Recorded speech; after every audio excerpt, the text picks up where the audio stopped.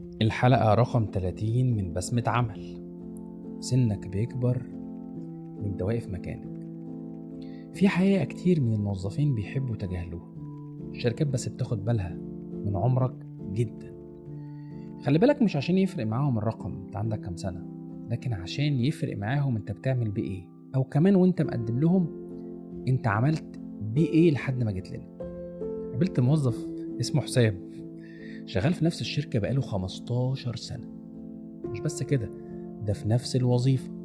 لما بدأ كان شاطر جدا جدا جدا، مجتهد، بيدور على الفرص، بيقابله تحديات بيتغلب عليها، وبيدور على الفرص بتاعته في خرم، يعني بيسموها ايه، زي الإبرة في كوم قش. لكن مع السنين اكتفى باللي يعرفه. خلي بالك، سنين سنين التكنولوجيا اتغيرت، طرق الشغل اتطورت، الجيل الجديد، ركز بقى معايا، دخل بمهارات أسرع وأفكار أحدث، وصاحبنا واقف مكانه. يوم ما حصل إعادة هيكلة، الإدارة بصت في الأسماء، شورت ليست، معهم ورقة مكتوب فيها الأسماء، شافت إن في نفس الوظيفة في 3 موظفين، لكن واحد منهم مرتبه أعلى وأداؤه أقل من الجداد. فكر بقى معايا، هيكون مين؟ أيوة، هو ده اللي استغنوا عنه.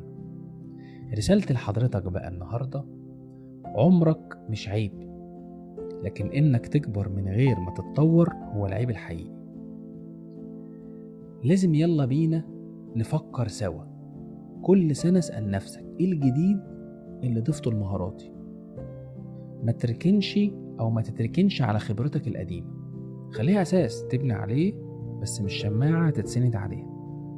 استثمر في نفسك قبل ما الشركة تضطر تدور على بديل اصغر واسرع زيك زمان، زي ما كنت داخل الشركة، وده قادم لا محالة لو وقفت في مكانك.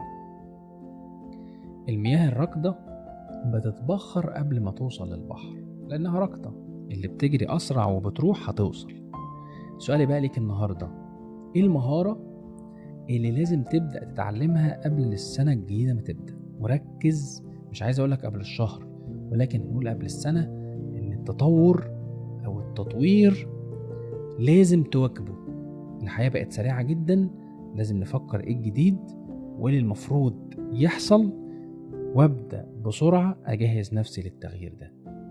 أشوفكم على خير في حلقة جديدة من بسمة عمل.